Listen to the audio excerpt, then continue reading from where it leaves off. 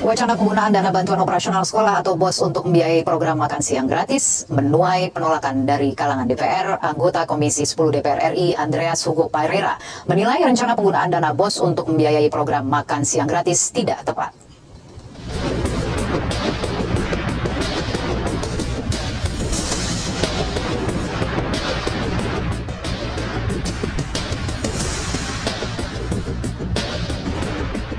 Respon keras disampaikan anggota Komisi 10 DPR RI Andreas Hugo Pereira terkait wacana penggunaan dana bantuan operasional sekolah atau BOS untuk membiayai program makan siang gratis yang diusung pasangan Capres-Cawapres nomor urut 2 Prabowo Subianto Gibran Rakabuming-Raka. Andreas menyebut upaya memasukkan pembiayaan program makan siang gratis dalam dana BOS merupakan langkah yang keliru. Andreas menambahkan program makan siang gratis lebih erat kaitannya dengan isu kesehatan, terutama soal pemenuhan nutrisi, sehingga program tersebut semestinya tidak menggunakan dana BOS. Dana BOS yang disediakan pemerintah saat ini juga tidak akan cukup untuk membiayai makan siang gratis yang anggarannya sangat besar. Di masyarakat yang berkaitan dengan pendidikan, saya ambil contoh saja satu hal yang kita belum apa-apa, belum selesai pemilu, sudah ada hal yang berkaitan dengan makan siang gratis masuk di dalam dana BOS. Kan repot kita mau memperdebatkan dan mempertanggungjawabkan seperti ini. Sementara kita semua tahu, ya makan siang gratis pasti anggarannya lebih tinggi dari seluruh anggaran Kementerian Pendidikan dan Kebudayaan. Saya sampai usulkan lebih baik bikin Kementerian makan siang gratis saja sekalian, ketimbang kita harus masukkan di pipa dana BOS yang mungkin jumlah angkanya lebih sedikit dengan dijejalin dengan anggaran yang begitu besar, sementara nanti di sekolah-sekolah harus bertanggung jawab terhadap segala persoalan itu gitu yang berkaitan dengan ini. Ketua Dewan Pakar Federasi Serikat Guru Indonesia atau FSGI, Retno Listiarti, juga menyuarakan penolakannya terhadap rencana penggunaan dana BOS untuk program makan siang gratis. Retno menyebut kebijakan tersebut akan mengerus pelayanan pendidikan yang berkualitas, termasuk kesejahteraan guru. Sebelumnya, sidang Kabinet Paripurna yang dipimpin Presiden Joko Widodo pada Senin 20 Februari 2024 lalu telah membahas program makan siang gratis yang merupakan janji kampanye pasangan Capres-Cawapres nomor urut 2 Prabowo Subianto Gibran Rakabuming-Raka. 3 hari kemudian, pada Kamis 29 Februari 2024, Menko Perekonomian Erlangga Hartarto menghadiri simulasi program makan siang gratis di SMP Negeri 2 Kecamatan Curug, Kabupaten Tangerang, Banten. Tim Liputan Metro TV. Rencana penggunaan dana BOS untuk membiayai program makan siang gratis diprotes berbagai pihak. Komisi 10 DPR RI menilai penggunaan dana BOS untuk makan siang gratis tidak tepat. Sementara itu Federasi Serikat Guru Indonesia FSGI menyebut penggunaan dana BOS untuk makan siang gratis akan merugikan lembaga pendidikan. Selengkapnya kita akan langsung berbincang-bincang bersama dengan anggota Komisi 10 DPR RI Andreas Hugo Pereira dan Ketua Dewan Pakar FSGI Retno Listiarti yang sudah bergabung bersama kami dari luar studio. Selamat sore Pak Andreas dan juga Ibu Retno. Terima kasih telah meluangkan waktu untuk bergabung bersama kami di Metro hari ini. Saya ingin ke Pak Andreas terlebih dahulu. Ini baru sebatas wacana tapi sudah ditolak. Apa dasar penolakannya Pak Andreas? Ya tentu sebagai anggota DPR, wakil rakyat, ya kan ini kan sudah di launching ke publik. Dan kemudian semua tahu sebagai anggota DPR di dalam yang membidangi pendidikan, tentu saya perlu mengingatkan gitu, lebih dini gitu. Nah, pertama, apakah makan siang gratis ini merupakan bagian dari persoalan pendidikan? Ini kan saya kira hal yang sangat sangat mendasar. Sementara kita selama ini kita di dalam pembahasan di Komisi 10, baik dengan pemerintah maupun dengan stakeholder pendidikan termasuk FSGI, ya soal makan siang ini bukan menjadi isu pendidikan. Yang penting kita tahu bahwa makan itu adalah ya bagian dari kebutuhan dasar manusia gitu.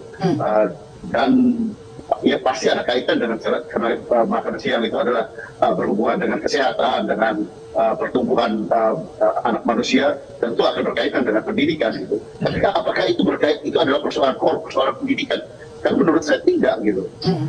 Dan karena selama ini juga kami tidak pernah bicara soal makan siang gratis ini di dalam bidang pendidikan. Kemudian sudah ya pemerintah dalam hal ini sudah mulai mewacanakan untuk masukkan di dalam dana BOS. Nah kita tahu dana BOS itu kan jumlahnya tahun ini berapa, 52, sekian triliun. Sementara kalau dana BOS dengan jumlah yang sekian diberikan untuk makan siang gratis, ya nanti kemudian dana apa yang bisa digunakan untuk operasional pendidikan? Sementara kita tahu dana BOS itu adalah biaya operasional untuk pendidikan. Saya bertanya apakah anak-anak ini nanti datang untuk makan siang terus nanti setelah itu pulang? perlu melaksanakan pendidikan, ataukah ya kalaupun dana bos ini disiapkan dengan ada dana tambahan untuk dana bos, pasti akan jumlahnya akan jauh lebih besar dari dana bos itu sendiri, bahkan lebih besar dari anggaran Kementerian Pendidikan dan Kebudayaan kalau dia harus melayani 70 juta anak Indonesia tiap hari dengan 15.000 yang sudah diwacanakan oleh pemerintah ini gitu. Karena ketika kampanye kemarin orang memilih dengan harapan ya mereka anak-anaknya dapat makan siang gratis tiap hari. 70 juta anak di Indonesia, berapa anggarannya?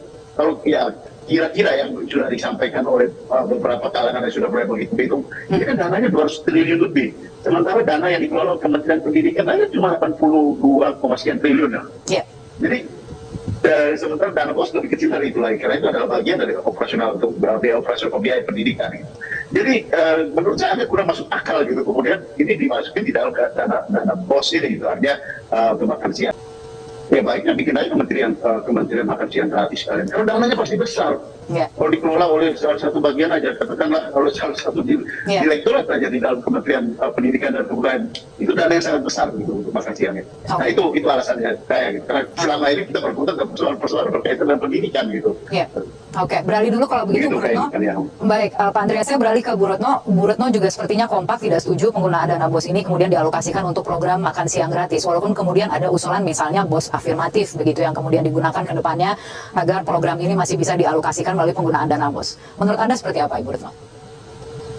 Ya, pertama ya saya sepakat gitu yang dikatakan oleh Pak Andreas, karena sebenarnya itu juga yang kami pikirkan.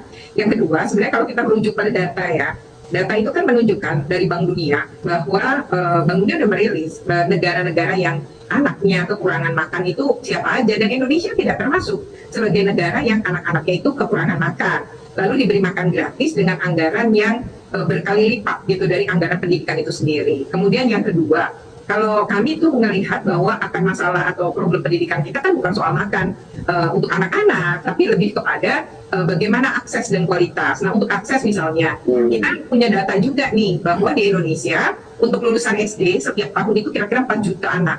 Tapi begitu masuk ke SMP hanya 3 juta, itu sudah termasuk KKBM.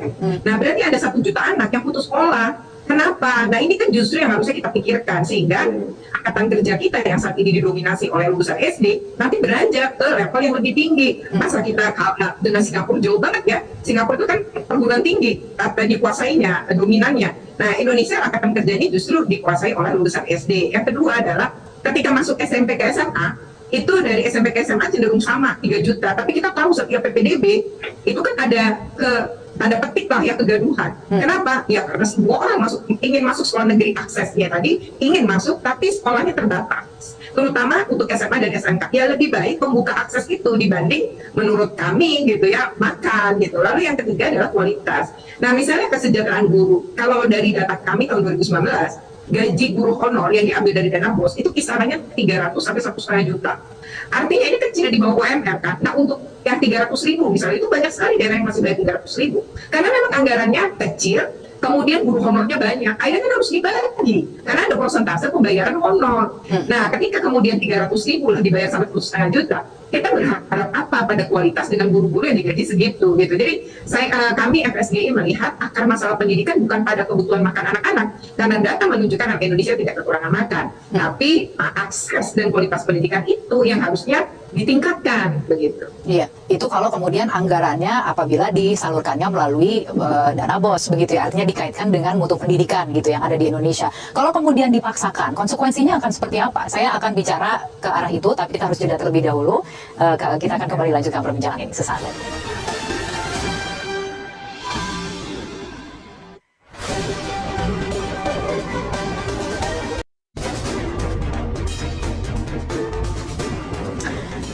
Ya, pemirsa, Anda kembali bergabung bersama kami di Metro. Hari ini kami masih berbincang-bincang mengenai penggunaan atau wacana penggunaan dana bos untuk program makan siang gratis. Saya beralih lagi ke Pak Andreas.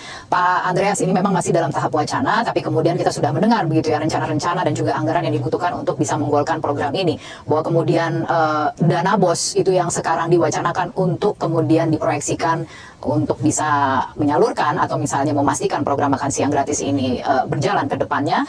Dari segi pengawasan, mekanisme yang seperti seperti apa kira-kira yang mungkin bisa dilakukan ke depan? Atau Anda melihat celah-celahnya itu akan seperti apa? Karena Anda juga sudah mengatakan bahwa ini repot, begitu, program ini repot. Bagaimana Pak Andreas? Ini makanya kami ini kan ya bukan hanya bicara di luar rapat, tapi kami juga bicara dengan para guru di kampung-kampung, di daerah-daerah kami yang apalagi daerah terpencil jauh seperti di NTT, di Alor, di Ngada, di Nagikeo, sana yang ya mereka menyampaikan misalnya yang berkaitan dengan dana BOS.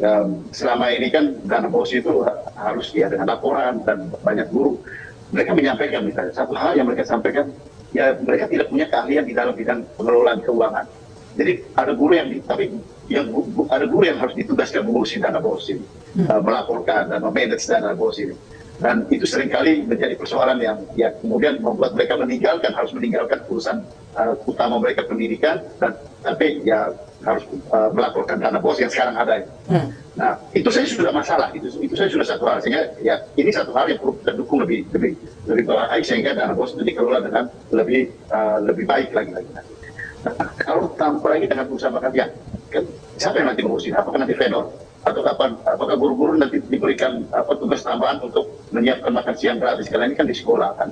Tapi paling tidak kalau ketika berkaitan dengan anak-anak, pasti guru-gurunya akan terlibat di situ.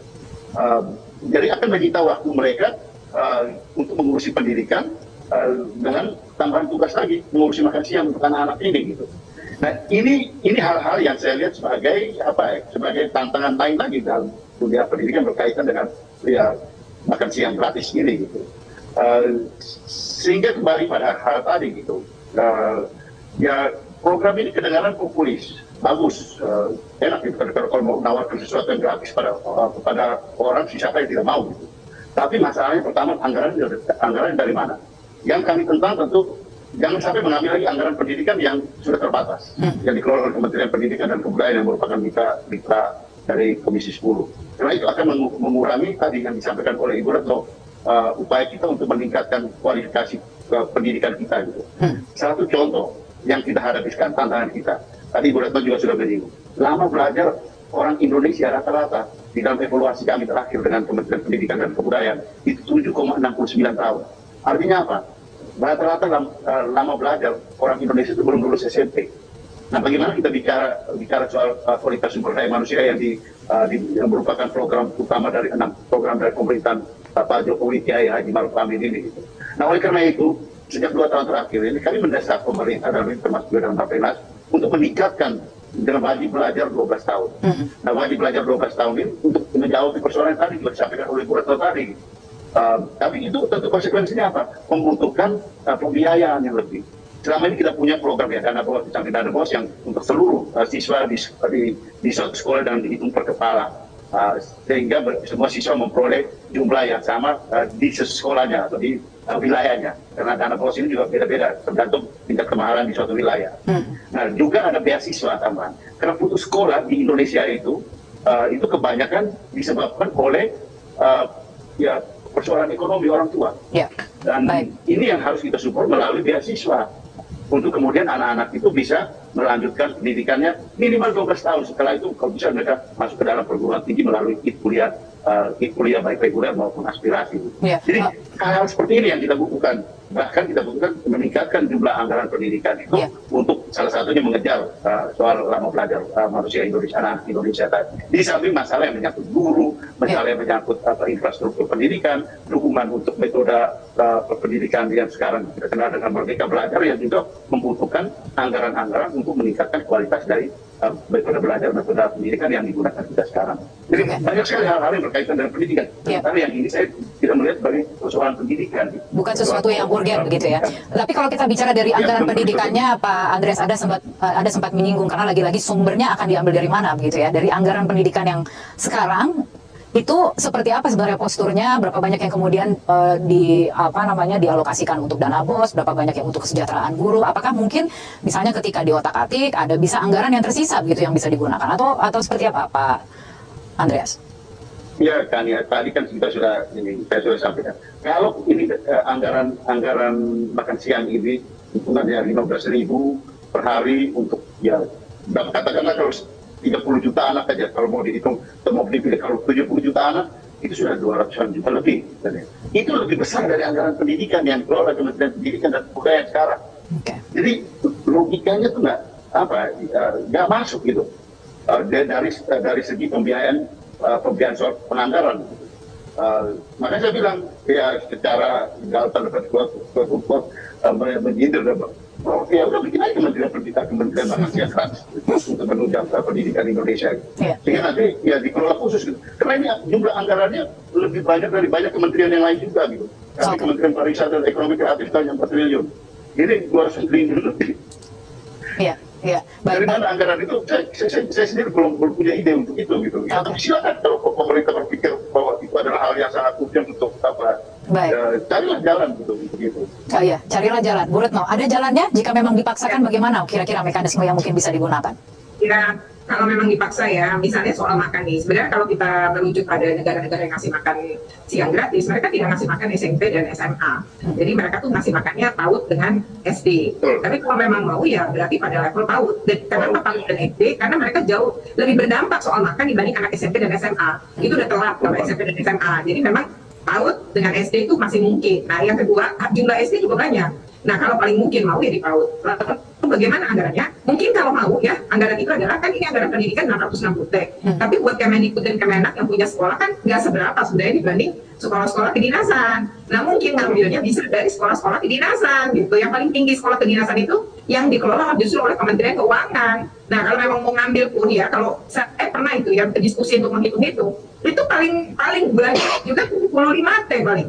Jadi nggak mungkin sampai beratus-ratus T gitu ya. Itu saja menurut saya tiap kementerian yang diambil sudah menjerit, sudah menolak gitu ya. Nah itu akan menimbulkan kegaduhan juga sih. Tapi kemungkinannya misalnya dengan cara seperti itu peluang sih yang paling mungkin, atau menaikkan pajak, kemudian juga mengurangi tunjangan para pejabat gitu ya. Paling itu ya, apalagi nggak ada. Dan bahkan ini Bank Dunia kan udah kasih warning ya, nggak boleh melampaui juga. Jadi mesti hati-hati. Saya rasa kan DPR nih seperti Pak Andreas ini kan sedang menjalankan fungsinya nih untuk pengawasan.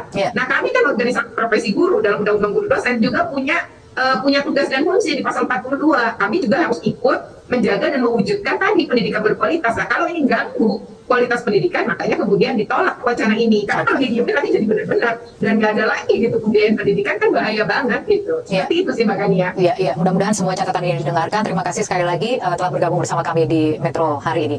Dan pemirsa